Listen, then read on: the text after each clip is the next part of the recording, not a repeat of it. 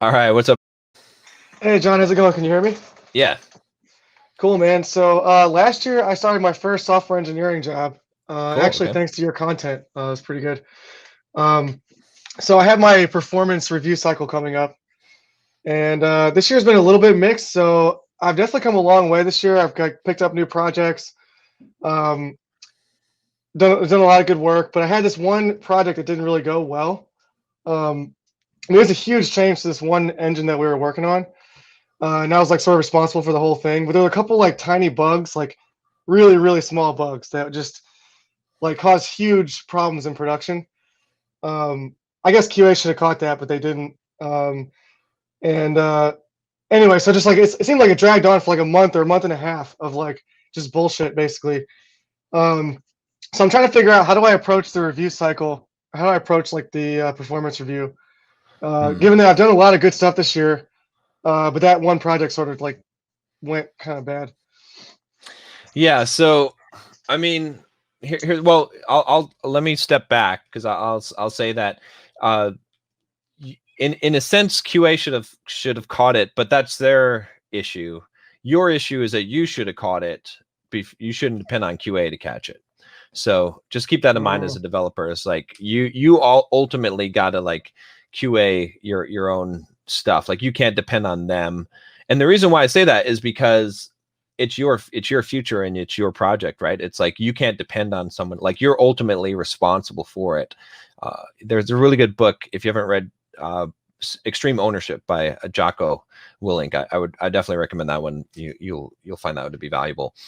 But but as far as a performance review, the way that I would approach it is actually I would use kind of the Dale Carnegie technique. If you've read How to Win Friends and Influence People, there's like a scene in the book where he's like, he's got his dog and the dog is not on a leash in the park, and the police officer already warned him, right? And so the dog runs over the hill, and there's a mounted police officer, and as soon as he sees the police officer, he says, "That's it, officer. You got me. You caught me red-handed. I'm guilty. You told me last week that that you'd give me a ticket if I didn't put my dog on the leash, and I didn't do it.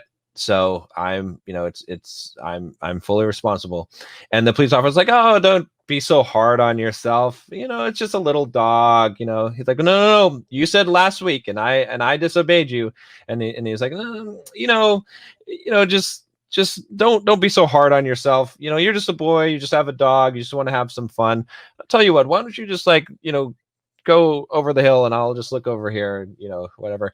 And so kind of the lesson of that story is like when you are in a situation where you did fuck up, like take full responsibility for it. Like you got to almost kind of take responsibility, like almost beat yourself up before the other person does, right? You got to take the blow out of their punch, right? You know what I'm saying? And mhm. so in this case, I mean, you did fuck up. Like we all fuck up, right? Well, regardless, the perception is that you fucked up, right?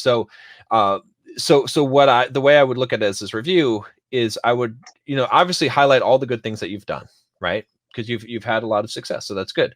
But take this one thing and then say like, look, here, this is where I messed up here, right? This is what I did. This is why this happened, and this is what I learned from this process. I take full responsibility for it.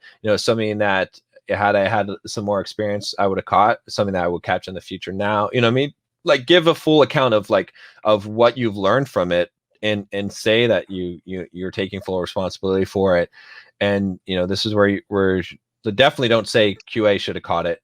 That would be a bad thing to say on the review. Okay. Okay, you Yeah. want to be like, I fully, own this, and what you want is your manager to say, no, well, QA should have caught it, and then you want to say, no, it's not QA's Mm, responsibility. You see what I'm saying? Like that's where you mhm. take that, and that's where, because any other attempt, like if you try to defend your position, it will weaken your position, right? If you're at the review and your boss knows that this project didn't go as well and knows that you were responsible for it, and you try to make justifications as to why, like it wasn't your fault or why this happened, that's what everyone does. Instead, you want to take full ownership and say, regardless of what happened, it was my project, it was my responsibility, and I take ownership for that. And this is what I learned from it. This is where I messed up, right? You want to take full ownership responsibility for that, and that's gonna give you the best chance. It may not result in getting the raise that you want, but any other position that you take is going to come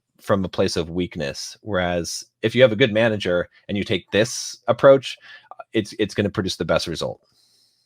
Right now, they're not like necessarily pressing me on it. Like they didn't come like after it all happened. They weren't like, "Hey, did you like fuck up?" It wasn't like that or anything. Yeah.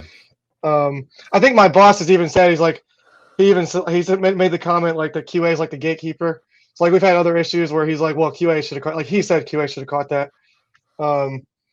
And my boss is pretty hands off. Like he doesn't even really care too much about the review cycle or anything. Like he's like he thinks it's all kind of bullshit too. Like the whole performance evaluation stuff. Like I care about it more than he does. Like at least when I first through the first cycle, he's like, yeah, I just kind of copy paste on Stack Overflow.